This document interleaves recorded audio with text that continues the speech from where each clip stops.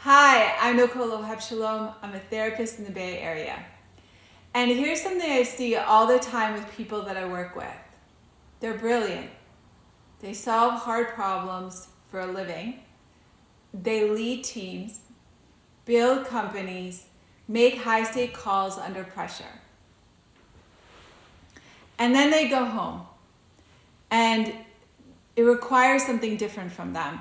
They feel a bit lost because there's no exact problem to define.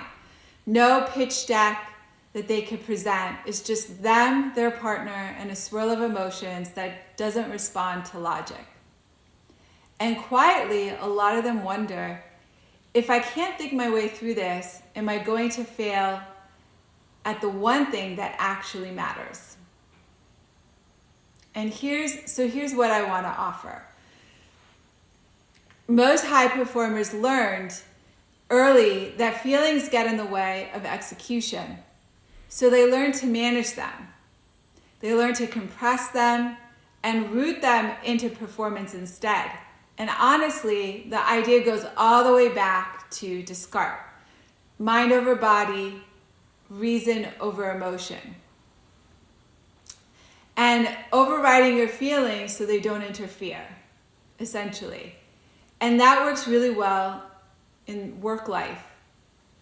And not in the relationship though. It requires something different, because being calm and logical while your partner's excited or hurting, they don't experience it as a strength.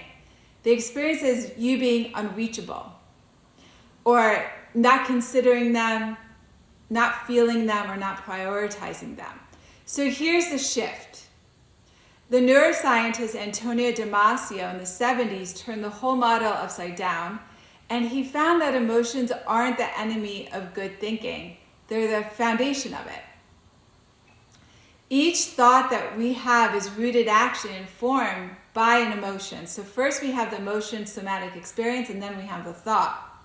So people lose access to emotional signaling can still pass reasoning tests. So it's really the emotional signaling that's important here, because their real-world decision-making actually falls apart. They can't prioritize, they can't commit. So your best decisions have always depended on your ability to feel. You just haven't been thinking about it this way, perhaps. So in conflict, most of us run on automatic loops. Something triggers us, our chest tightens, and we tell ourselves a story: they don't respect me. Here we go again. And we react. We argue, we fix, we go quiet, we shut down. And it feels like responding to a reality, but we're really just responding to an old circuit. The practice is really learning that loop while it's happening. We want to change it. So instead of saying, I'm angry and I'm right, it's really, I notice I'm angry, and that impulse to prove that I'm right to you. And that teeny pause changes the choices that we live by. Instead of, that's not accurate, let me explain, you can say, I'm scared right now that I'm going to lose you. Instead of getting silent, you could say, I'm overwhelmed and I don't want to disappear. I just don't know what to do to make this better, and I'm scared. That draws somebody closer. Then you can problem solve together. And these are completely different conversations. So you can use your logical pattern recognition from work, but this time pointing inward.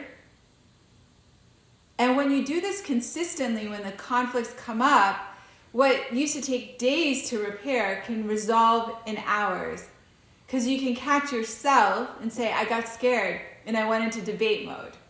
Can we try that again? And that's really the beginning of the work.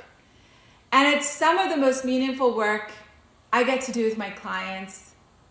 So if this resonates with you, stay tuned, click the button below, and there's going to be a lot more skill sets to start implementing in your life and making things much more easier for you.